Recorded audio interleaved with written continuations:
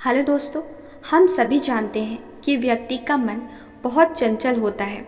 यही कारण है कि मन अशांत रहता है और कई तरह के सवालों का जन्म भी अशांत मन के कारण ही होता है। यदि आप जीवन में शांति चाहते हैं तो इसके लिए ज़रूरी है मन को शांत करना। लेकिन मन को शांत कैसे किया जाए? गौतम बुद्ध से जुड़ी इस कहानी के माध्यम से आप जान सकते हैं कि मन को शांत करने का क्या तरीका है। इसमें गौतम बुद्ध द्वारा मन को शांत करने के बारे में बताया गया है, इसलिए इस कहानी को पूरा जरूर सुनिएगा। जानते हैं इस कहानी के बारे में जिससे आपका जीवन बदल सकता है।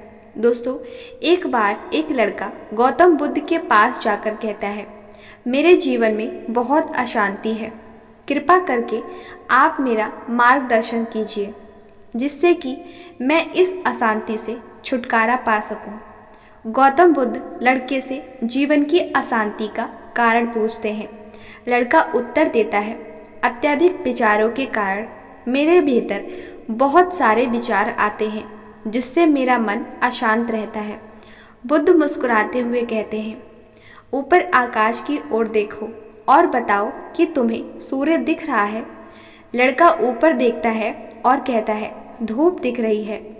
बुद्ध उससे पूछते हैं कि अगर तुम लगातार धूप में खड़े रहोगे तब क्या होगा? वह कहता है, मुझे अत्यधिक गर्मी लगेगी और शरीर में बेचैनी होगी। बुद्ध लड़के से कहते हैं कि अगर धूप में खड़े रहने से तुम्हें गर्मी लगती है तो इसमें दोष किसका है, सूर्य के ताप का या तुम्हारा?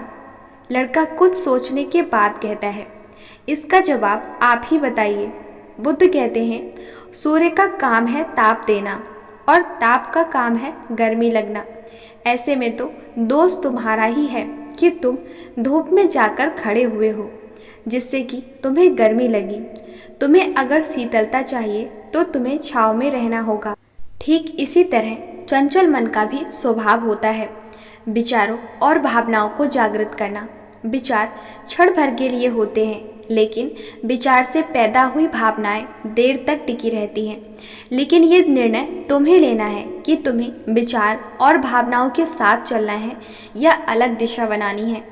बुद्ध कहते हैं, मन को शांत करने के लिए तन के आयाम पर काम करना सबसे आसान तरीका है। शरीर के स्तर पर हमारी कर्मेंद्रियां और ज्ञानेंद्रियां हैं। कर्मेंद्रियां कर्म और ज्ञानेंद्रियां ज्ञान से जुड़ी होती हैं। इससे हम अपनी संवेदनशीलता को बढ़ा सकते हैं, यानी हम जो भी काम करें उसे आनंद के साथ करें। मन के आयाम से हटकर तन के आयाम पर जाने से ही तुम्हारा चित्त शांत होगा। ऐसा करने से तुम मन के आयाम से हटकर शरीर के आयाम पर आ जाओगे। ठीक उसी तरह जैसे तुम धूप से हटकर छांव में आ सकते थे।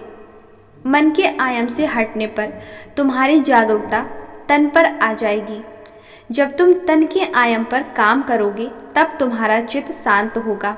इसलिए हर काम को तन के आयाम पर करने से मन स्वतः शांत हो जाता है।